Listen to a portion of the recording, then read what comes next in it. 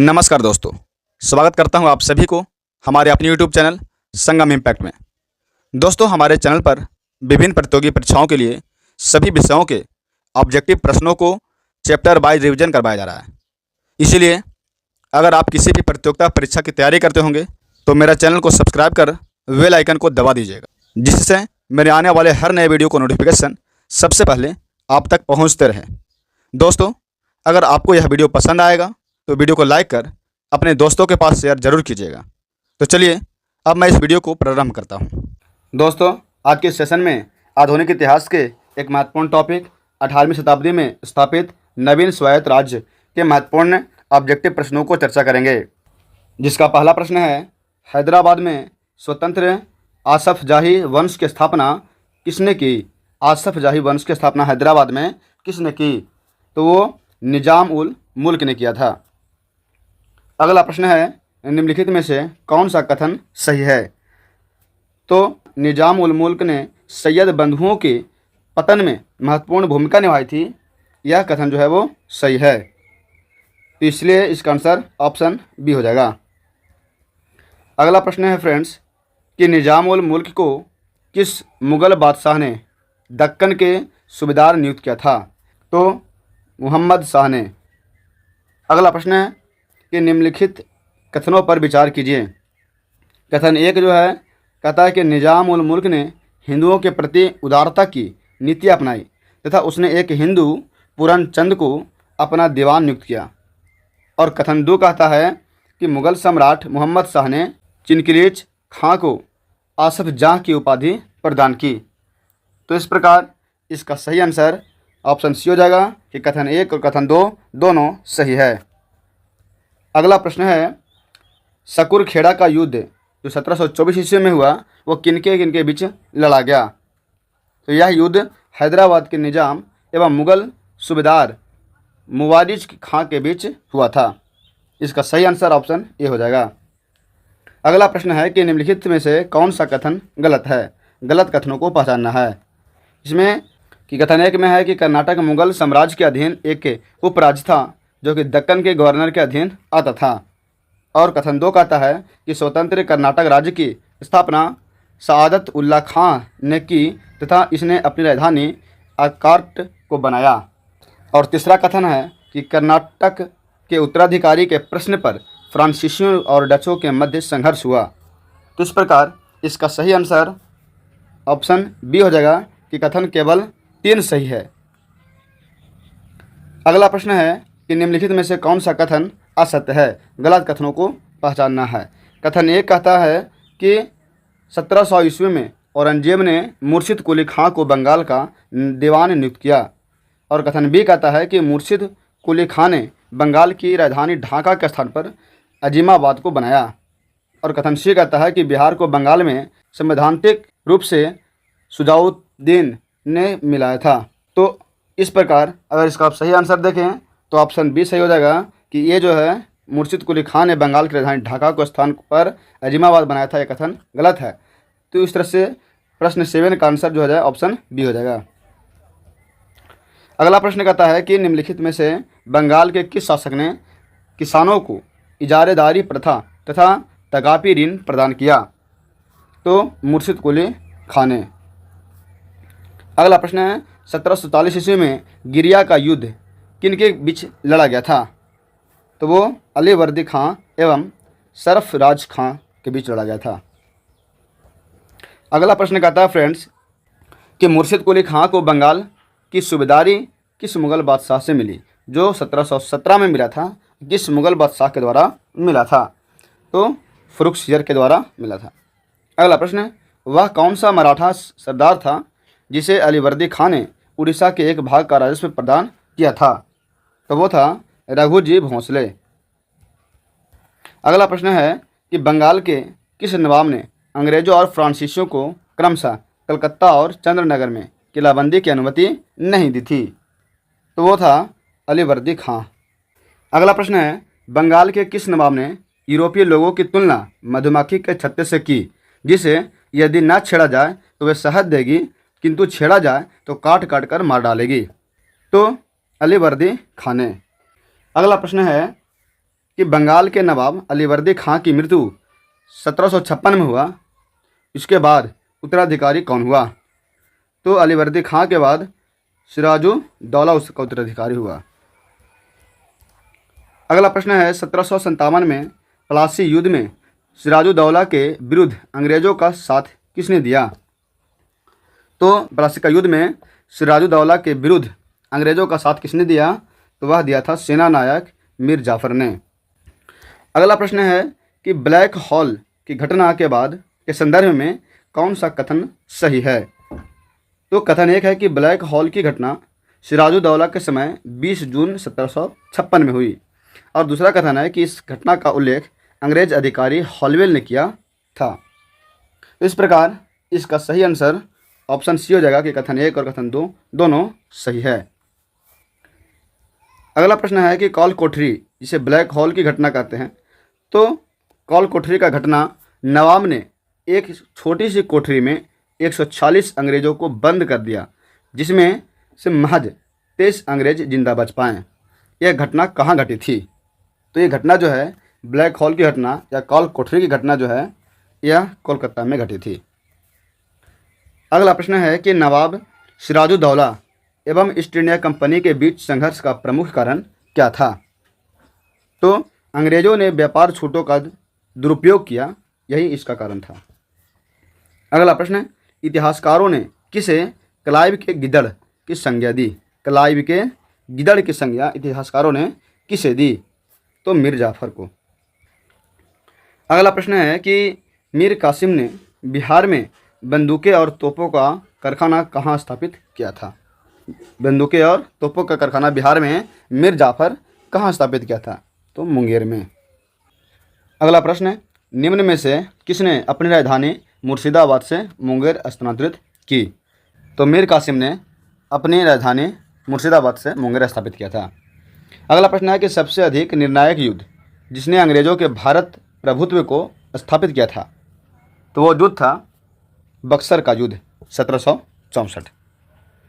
अगला प्रश्न है कि निम्नलिखित में से किसने मीर कासिम तथा सिराजुद्दौला के साथ मिलकर अंग्रेजी ईस्ट इंडिया कंपनी पर युद्ध घोषित किया और वे बाद में बक्सर के युद्ध में अंग्रेजों से हार गए? तो वो था शाह आलम द्वितीय। अगला प्रश्न है किस संधि के द्वारा अंग्रेजों ने बंगाल, बिहार तथा उड़ीसा के दीवानी अधिकार प्राप्त किया था? किस संधि के द्वारा? तो वो संधि था इलाहाबाद की संधि। अगला प्रश्न है कि बंगाल के नवाबों का सही कालक्रम लिखिए। तो बंगाल के नवाब में सबसे पहले जो था वो था शुजाउद्दीन, उसके बाद बना सरफराज खां, उसके बाद आया अलीवर्दी खां, उसके बाद मीर कासिम। इस प्रकार इसका अगर क्रम देखें तो ऑप्शन सी सही हो जाएगा। अगला प्रश्न है कि निम्नलिखित में से अवध के स्वायत्त राज्य का संस्थापक कौन थे? तो वो था सादत खां। अगला प्रश्न, 1723 ईस्वी में नया राजस्व बंदोबस्त को लागू किया था, यानी 1723 ईस्वी में नया राजस्व बंदोबस्त रेवेन्यू सेटलमेंट को लागू किसने किया था? तो वो था सादत खां ने। अगला प्रश्न है कि मुगल बादशाह मोहम्मद शाह रंगीला ने निम्नलिखित में से किसको बुरहान उल मुल्क की उपाधि प्रदान किया था? तो सादत खां को बुरहान उल मुल्क की उपाधि प्रदान किया था। अगला प्रश्न है कि निम्न में से कौन सा कथन असत्य है? निम्न में से कौन सा कथन असत्य है? तो वह है 1754 में सफदरगंज की मृत्यु के बाद उसका पुत्र अबुल मंसूर अवध का नवाब बना, यह कथन गलत है। अगला प्रश्न, किस राज्य के शासक नवाब वजीर कहलाते थे? किस राज्य के शासक नवाब वजीर कहलाते थे? तो वो अवध के नवाब। अगला प्रश्न है अवध के किस शासक को नवाब वजीर के नाम से जाना जाता है? तो सफदरजंग को नवाब वजीर के नाम से जाना जाता है। अगला प्रश्न है कि विचार कीजिए, कथन में एक में है कि सिराजुद्दौला ने मुगल बादशाह शाह आलम द्वितीय को शरण दिया था, और कथन दो है कि आसफुद्दौला ने अवध की राजधानी फैजाबाद से लखनऊ स्थानांतरित किया था। तो कहता है कि उपयुक्त कथनों में से कौन सा कथन सही है, सही कथनों को पहचानना है। तो कथन 1 और कथन 2 जो है वो सही है, दोनों कथन सही है। इस प्रकार इसका आंसर ऑप्शन ए हो जाएगा। अगला प्रश्न है कि निम्नलिखित में से किस शासक ने पानीपत के तृतीय युद्ध जो 1761 में हुआ उसमें अफगान शासक अहमद शाह अब्दाली का साथ दिया था। तो किस शासक ने पानीपत के तृतीय युद्ध 1761 में अफगान शासक अहमद शाह अब्दाली को साथ दिया था? तो वो था शुजाउद्दौला। अगला प्रश्न, बक्सर के युद्ध जो 1764 में हुआ, प्रथम युद्ध, उसमें संयुक्त सेना का नेतृत्व किसने किया था? तो शुजाउद्दौला ने। अगला प्रश्न है कि निम्नलिखित में से किसने लखनऊ में बड़ा इमाम बाड़ा बनवाया? बड़ा इमाम बाड़ा किसने बनवाया? तो इसका आंसर ऑप्शन ए हो जाएगा, आसफुद्दौला ने। अगला प्रश्न, डलहौजी ने किसकी रिपोर्ट के आधार पर अवध को कुशासन का आरोप लगाकर अंग्रेजी साम्राज्य में मिला लिया? तो ऑट्रम की रिपोर्ट के आधार पर। अगला प्रश्न है कि तालीकोटा का युद्ध कब लड़ा गया था? तो तालीकोटा का युद्ध 1565 में लड़ा गया था। अगला प्रश्न, निम्नलिखित में से किस स्थान पर वाडियार राजवंश का शासन था? तो मैसूर पर। अगला प्रश्न, वाडियार वंश का अंतिम शासक कौन था? तो वो था कृष्णराज। अगला प्रश्न, निम्नलिखित में से कौन सा कथन असत्य है? तो मलावर तट पर भूमि कर हैदर अली ने लगाया, ये कथन सही है। अगला, हैदर अली की मृत्यु 1782 से हुई, यह भी कथन सही है। तीसरा कथन है कि टीपू सुल्तान का संघर्ष नायरोक से वर्षों तक चलता रहा, यह कथन जो है वो गलत है। तो इस प्रकार इसका सही आंसर हो जाएगा ऑप्शन सी। अगला प्रश्न, निम्नलिखित में से किसने 1755 में डिंडीगुल मैसूर में एक आधुनिक शास्त्रागार स्थापित किया था? तो वो था देवराज ने। अगला प्रश्न, 1761 ईस्वी में किसे हटाकर हैदर अली मैसूर का शासक बन गया? तो मैसूर का शासक हैदर अली किसको हटाकर के 1761 में बना था? तो नंजराज को। अगला प्रश्न है कि निम्न में से मैसूर राज्य में किसने जागीर बांटने की प्रथा पर रोक लगाई थी? तो हैदर अली ने। अगला प्रश्न, 18वीं सदी की शुरुआत में केरल में 4 प्रमुख राज्य थे, निम्न में से कौन सा एक इनमें से नहीं था? तो वो था मलावर। अगला प्रश्न कहता है कि उस दक्षिण भारतीय राजा का नाम बताइए जिसने डचों को हटाकर केरल में उनकी राजनीतिक सत्ता का समाप्त कर दिया। तो वो था मार्तंड वर्मा ने। अगला प्रश्न कहता है कि केरल के राजा मार्तंड वर्मा के बारे में निम्नलिखित में से कौन सा एक सत्य नहीं है, मतलब गलत कथनों को पहचानना है? तो वह है ऑप्शन सी कि उसने शांति बनाए रखने के लिए यूरोपीय अधिकारियों को भारी रिश्वतें दी, यह कथन गलत है। अगला प्रश्न कहता है कि निम्न कथनों पर विचार कीजिए। पहला कथन है कि मार्तंड वर्मा का उत्तराधिकारी कार्तिक तिरुनल राम वर्मा हुआ, जो एक प्रसिद्ध विद्वान, कवि, संगीतज्ञ तथा अभिनेता था। और दूसरा कथन कहता है कि 18वीं शताब्दी में मलयालम साहित्य के महान कवि कुंचन नंबियार थे। इस प्रकार ये दोनों कथन जो है वो सही है। तो इसका आंसर ऑप्शन सी हो जाएगा। अगला प्रश्न है कि मिलान करें, सूची 1 और सूची 2 को मिलान करना है। सूची 1 में राज्य है और सूची 2 में उसका संस्थापक है। तो इस प्रकार बंगाल को संस्थापक मुर्शिद कुली खां था, हैदराबाद के संस्थापक निजाम उल मुल्क था, कर्नाटक के संस्थापक सआदत उल्ला खां था, अवध के संस्थापक सआदत खां था और केरल का संस्थापक मार्तंड वर्मा था। तो इस प्रकार इसका सही आंसर ऑप्शन बी हो जाएगा। अगला प्रश्न कहता है कि निम्न कथनों में से कौन सा सही नहीं है, यानी गलत कथनों को पहचानना है। तो ऑप्शन सी जो है वो सही आंसर हो जाएगा, क्योंकि पानीपत की तीसरी लड़ाई में सूरजमल ने अहमद शाह अब्दाली का साथ दिया, यह कथन गलत है। अगला प्रश्न कहता है कि रुहेलखंड की स्थापना किसके द्वारा की गई? तो अली मोहम्मद खां के द्वारा। अगला प्रश्न, रुहेलखंड क्षेत्र निम्नलिखित में से किस क्षेत्र में स्थित है? तो वह है हिमालय की तराई क्षेत्र में। अगला प्रश्न है, मिरानपुर कटरा के युद्ध कब लड़ा गया? तो 1774 ईस्वी में। अगला प्रश्न, रुहेलों के किस नेता ने बाहरी आक्रमणों से रक्षा के लिए अवध के नवाब वजीर से संधि की थी? तो किस नेता ने किया था? तो हाफिज रहमत खान ने किया था। अगला प्रश्न, मुगल काल में पंजाब प्रांत की राजधानी कहाँ थी? तो पंजाब प्रांत की राजधानी लाहौर थी। अगला प्रश्न, गुरु नानक ने अपना उत्तराधिकारी किसे नियुक्त किया था? तो गुरु अंगद को। अगला प्रश्न कहता है कि निम्नलिखित में से किस सिख गुरु गुरुमुखी लिपि प्रारंभ किया? तो गुरु अंगद ने। अगला प्रश्न, किस सिख गुरु ने लंगर प्रथा को अस्थायी बनाया, मांझी प्रथा का विस्तार तथा सती प्रथा का विरोध किया? तो गुरु अमरदास ने। अगला प्रश्न, अमृतसर शहर को स्थापित किया था। तो अमृतसर शहर को किसने स्थापित किया था? तो गुरु रामदास ने। अगला प्रश्न है कि निम्नलिखित में से कौन सा युग्म सही सुमेलित नहीं है, यानी गलत सुमेलित युग्म को पहचानना है? तो ऑप्शन सी जो है वो गलत युग्म है, क्योंकि गुरु गोविंद सी जो है सिखों को लड़ाकू कौम में बदलना, ये जो है सुमेलित गलती है। इसका सही आंसर ऑप्शन सी हो जाएगा।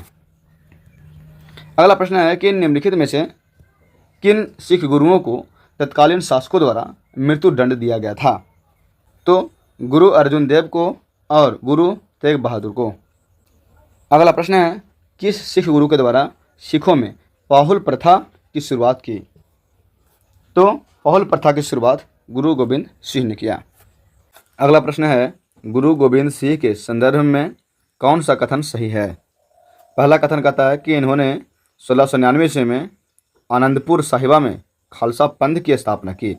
और कथन 2 कहता है, गुरु गोविंद सिंह ने श्री गुरु ग्रंथ साहिबा को सिखों का जीवित गुरु घोषित किया। और कथन 3 कहता है कि गुरु अर्जुन देव ने जफरनामा में का फारसी में अनुवाद किया। तो इस प्रकार इसका सही आंसर ऑप्शन ए हो जाएगा कि कथन 1 और कथन 2 मात्र सही है। अगला प्रश्न, निम्नलिखित में से कौन सा कथन असत्य है? पहला कथन है, बंदा बहादुर के बचपन का नाम लक्ष्मण देव था। तो यह कथन सही है। अगला, बंदा बहादुर को सच्चे बादशाह कहा जाता है। ये भी कथन सही है। अगला, मुगल बादशाह मोहम्मद शाह ने बंदा बहादुर की हत्या करवा दी। यह कथन गलत है। तो इसका सही आंसर ऑप्शन सी हो जाएगा। अगला प्रश्न है, सिख राज्य में राखी प्रथा के अंतर्गत प्रत्येक गांव से उपज का कितना भाग लेकर दल खालसा में सुरक्षा के प्रबंध हेतु लिया जाता था? तो उपज का 1/5 भाग। अगला प्रश्न है, कपूर सिंह के निधन के बाद दल खालसा का नेतृत्व किसने संभाला था?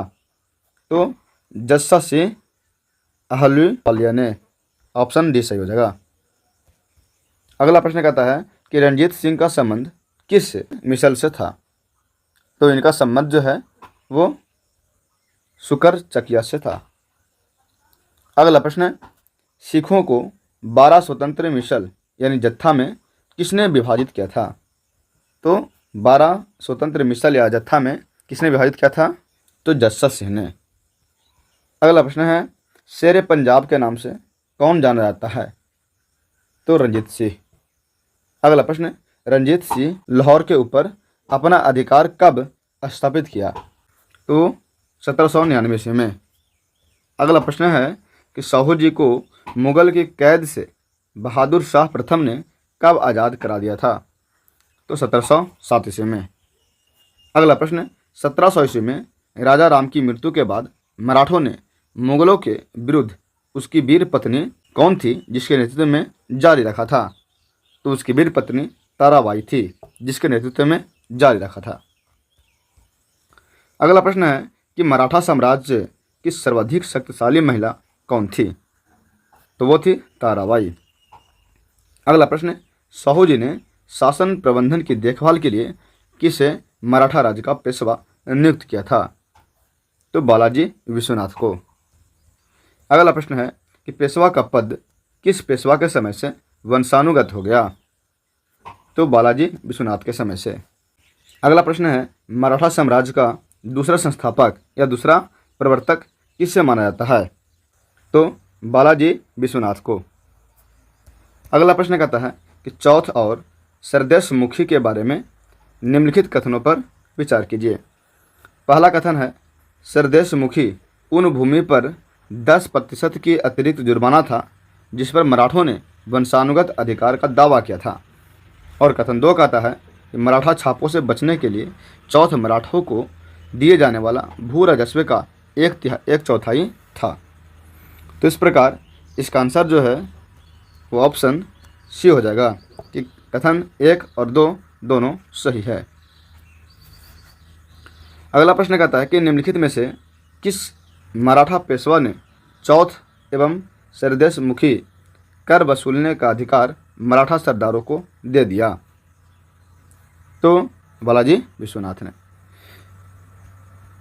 अगला प्रश्न है किसने कहा था हमें इस जर्जर वृक्ष के तने पर प्रहार करना चाहिए, शाखाएं तो अपने आप ही गिर जाएगी? तो ये कहा था बालाजी राव प्रथम ने मुगल साम्राज्य के लिए। बालाजी राव प्रथम ने मुगल साम्राज्य के लिए। अगला प्रश्न है कि नाना साहेब के नाम से कौन प्रसिद्ध थे? तो बालाजी बाजीराव। अगला प्रश्न कहता है कि पानीपत की तीसरी लड़ाई में मराठा तोपेखाने का अधिकारी कौन था? मराठा तोपेखाने का अधिकारी कौन था? तब वो था इब्राहिम गारदी। अगला प्रश्न पानीपत का तृतीय युद्ध मराठों के लिए प्रलयकारी सिद्ध हुआ, यह कथन किस विद्वान का है? तो वह है काशीराम पंडित का। अगला प्रश्न कहता है कि सालबाई की संधि कब हुआ था? सालबाई की संधि कब हुआ था? 1782 ईस्वी में। अगला प्रश्न मुगल सम्राट शाह आलम द्वितीय पे किसके सलाह पर पेशवा को नायब ए गुनायब बनाया? तो बनाया महादजी सिंधिया के सलाह पर। अगला प्रश्न है मिलान करें। एक तरफ राज्य दिया हुआ है, दूसरी तरफ उसके संस्थापक दिया हुआ है। तो बड़ौदा राज्य के संस्थापक गायकवाड़ था, इंदौर का संस्थापक होलकर था एवं नागपुर का संस्थापक भोंसले था तथा ग्वालियर का संस्थापक सिंधिया था। इस प्रकार इसका सही आंसर ऑप्शन बी हो जाएगा। अगला प्रश्न है कि 31 दिसंबर 1802 को किस मराठा शासक ने बसीन की संधि पर हस्ताक्षर किए? तो बाजीराव द्वितीय ने। अगला प्रश्न भारतीय इतिहास के संदर्भ में निम्नलिखित कथनों में से कौन सा सही है?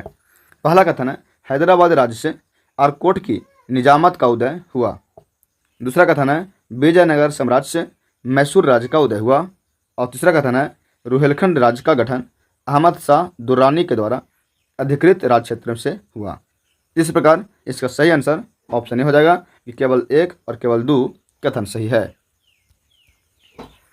अगला प्रश्न है कि निम्नलिखित कथनों में से कौन सा एक सत्य नहीं है, यानी असत्य कथनों को पहचानना है। तो पहला अली मर्दान खान ने बंगाल में राजस्व कृषि पद्धति प्रारंभ की, यही कथन गलत है। तो इस प्रकार इसका सही आंसर ऑप्शन ए हो जाएगा। अगला प्रश्न कहता है कि वर्ष 1765 में दीवानी प्रदान किए जाने के बाद ब्रिटिश सबसे पहले निम्नलिखित में से किस पर्वतीय जनजाति के संपर्क में आए? तो खासी जनजाति के संपर्क में आए। अगला प्रश्न निम्नलिखित भारतीय शासकों में कौन था जिसने विदेशों में आधुनिक पद्धति से दूतावास स्थापित किए थे? तो वो था टीपू सुल्तान। अगला प्रश्न कहता है महाराजा रणजीत सिंह के राज्य की राजधानी कहाँ थी? तो महाराजा रणजीत सिंह की राजधानी लाहौर थी। अगला प्रश्न पंजाब के पूर्व महाराजा दिलीप सिंह के विषय में निम्नलिखित में से कौन सा एक कथन सत्य है? तो वह है 23 अक्टूबर 1893 को उनका निधन पेरिस में हुआ था, यह कथन सत्य है। अगला प्रश्न कि निम्नलिखित में से कौन सा एक मुगल सम्राट द्वारा नियुक्त बंगाल का अंतिम गवर्नर यानी सूबेदार था? तो वो था मुर्शिद कुली खां। अगला प्रश्न है, सिराजुद्दौला लॉर्ड क्लाइव द्वारा परास्त हुआ था किस युद्ध में? तो वह युद्ध था प्लासी का युद्ध। अगला प्रश्न है, किस सिख गुरु ने फारसी में जफरनामा लिखा था? तो गुरु गोविंद सिंह ने। अगला प्रश्न है, किस सिख गुरु की मुगल बादशाह जहांगीर ने हत्या करवा दी थी? तो गुरु अर्जुन देव की। अगला प्रश्न है, रंजीत सिंह ने सुप्रसिद्ध हीरा प्राप्त किया था? तो कहाँ से प्राप्त किया था? तो शाह शुजा से। अगला प्रश्न है, निम्नलिखित में से कौन सा युद्ध था जिसने भारत में ब्रिटिश प्रभुत्व को प्रारंभ किया था? तो वो था प्लासी का युद्ध। अगला प्रश्न है, प्लासी का युद्ध लड़ा गया था किस वर्ष में लड़ा गया था? तो 1757 में। अगला प्रश्न है, सिराजुद्दौला लॉर्ड क्लाइव द्वारा परास्त हुआ था किस युद्ध में? तो सिराजुद्दौला जो है लॉर्ड क्लाइव द्वारा प्लासी का युद्ध में परास्त हुआ था। अगला प्रश्न है, भारतवर्ष में ब्रिटिश साम्राज्य का संस्थापक कौन था? तो वो था लॉर्ड रॉबर्ट क्लाइव। अगला प्रश्न, निम्नलिखित में से किसे स्वर्ग से उत्पन्न सेनानायक कहा जाता है? तो स्वर्ग से उत्पन्न सेनानायक किसे कहा गया है? तो रॉबर्ट क्लाइव को। अगला प्रश्न, प्लासी का युद्ध मैदान कहाँ स्थित है? प्लासी का युद्ध मैदान कहाँ स्थित है? तो है पश्चिम बंगाल में। अगला प्रश्न, निम्नलिखित में से कौन सा युद्ध भारत में अंग्रेजों के आधिपत्य की स्थापना की दृष्टि से सबसे महत्वपूर्ण समझा जाता है? तो वह है बक्सर का युद्ध। अगला प्रश्न, बक्सर के युद्ध के समय दिल्ली का शासक कौन था? तो वो शाह आलम प्रथम था। अगला प्रश्न है कि बक्सर की लड़ाई के समय बंगाल का नवाब कौन था? तो मीर कासिम था। अगला प्रश्न, निम्नलिखित में से जिस एक शासक ने ईस्ट इंडिया कंपनी को दीवानी प्रदान की थी वह कौन था? तो शाह आलम द्वितीय। अगला प्रश्न कहता है कि 1765 ईस्वी में ईस्ट इंडिया कंपनी को बंगाल की दीवानी किसने प्राप्त की? तो मुगल सम्राट ने। अगला प्रश्न है, किस गवर्नर के कार्यकाल में ईस्ट इंडिया कंपनी को शहंशाह शाह आलम द्वारा बंगाल, बिहार तथा उड़ीसा में दीवानी अधिकार दिए थे? तो वो लॉर्ड क्लाइव के कार्यकाल में। अगला प्रश्न है, सम्राट शाह आलम द्वितीय ने ईस्ट इंडिया कंपनी को बंगाल, बिहार तथा उड़ीसा की दीवानी कब प्रदान की? तो 12 अगस्त 1765 को। अगला प्रश्न, इलाहाबाद की संधि के बाद रॉबर्ट क्लाइव ने मुर्शिदाबाद का उप दीवान किसे बनाया था? तो मोहम्मद रजा खां को। अगला प्रश्न कि 1765 ईस्वी में दीवानी प्रदान किए जाने के बाद ब्रिटिश सबसे पहले निम्नलिखित में से किस पर्वतीय जनजाति के संपर्क में आए थे? तो खासी जनजाति के संपर्क में। अगला प्रश्न, अवध सल्तनत के हिंदू नायब वजीर के संदर्भ में निम्नलिखित कथनों में से कौन सा कथन सही है? तो पहला कथन है, राजा टिकैत राय नवाब आसफुद्दौला के अर्थ मंत्री थे। दूसरा कथन है, अवध के नवाब के राज्यों में सामान्यतः कतिपय हिंदू जनजातियों के लोगों को उच्च स्थान प्राप्त था। इस प्रकार इसका सही आंसर ऑप्शन सी हो जाएगा, क्योंकि कथन 1 भी सही है और कथन 2 भी सही है। अगला प्रश्न कहता है कि 18वें शतक में भारत में लड़े गए युद्धों का निम्नलिखित में से सही कालानुक्रम कौन सा है? तो वह है ऑप्शन बी, अंबर का युद्ध, उसके बाद प्लासी का युद्ध, उसके बाद वांडीवास का युद्ध, उसके बाद बक्सर का युद्ध। अगला प्रश्न है, उस फ्रांसीसी सेनापति का नाम बताइए जो 1760 के वांडीवास युद्ध में पराजित हुआ था। तो वो सेनापति था काउंट लाली। अगला प्रश्न, वांडीवास के युद्ध जो 1760 में हुआ उसमें किसने किसको हराया? तो उसमें ब्रिटिश ने फ्रेंच को हराया। अगला प्रश्न है कि निम्नलिखित में से कौन सा युग में सही सुमेलित है? तो वो है ऑप्शन बी, बानीबास का युद्ध फ्रांसीसी विरुद्ध ईस्ट इंडिया कंपनी का था। अगला प्रश्न, निम्न में से किसने भारत में अंग्रेजों का सर्वाधिक विरोध किया? तो वो था मराठा। अगला प्रश्न है कि निम्नलिखित में से किसने कहा था ईश्वर की इच्छा थी कि मैं सब धर्मों को एक निगाह से देखूं, इसीलिए उसने दूसरी आंख की रोशनी ले ली? तो वो कहा था महाराजा रणजीत सिंह ने। अगला प्रश्न, महाराजा रणजीत सिंह के उत्तराधिकारी कौन थे? तो वो खड़क सिंह। अगला प्रश्न कहता है कि राजा रणजीत सिंह ने किस स्थान पर अदालत ए आला की स्थापना की? तो लाहौर में। अगला प्रश्न, सिख साम्राज्य का अंतिम शासक कौन था? तो वो था दिलीप सिंह। अगला प्रश्न कहता है कि पंजाब के विलय के बाद पंजाब पर शासन करने के लिए निम्नलिखित में से कौन 3 परिषद का सदस्य नहीं था? तो वो था H.M. इलियट और सर हेनरी लॉरेंस, ये दोनों उसका सदस्य नहीं था। अगला प्रश्न है, ब्रिटिश जनरल जिसने हैदर अली को पोर्टो नोवो के युद्ध में हराया था, तो वो कौन था? तो वो था सर एयरकुट। आज के सेशन में इतना ही। अगर आपको यह वीडियो पसंद आया हो तो वीडियो को लाइक करें और चैनल पर पहली बार आए हो तो चैनल को सब्सक्राइब जरूर करें। धन्यवाद।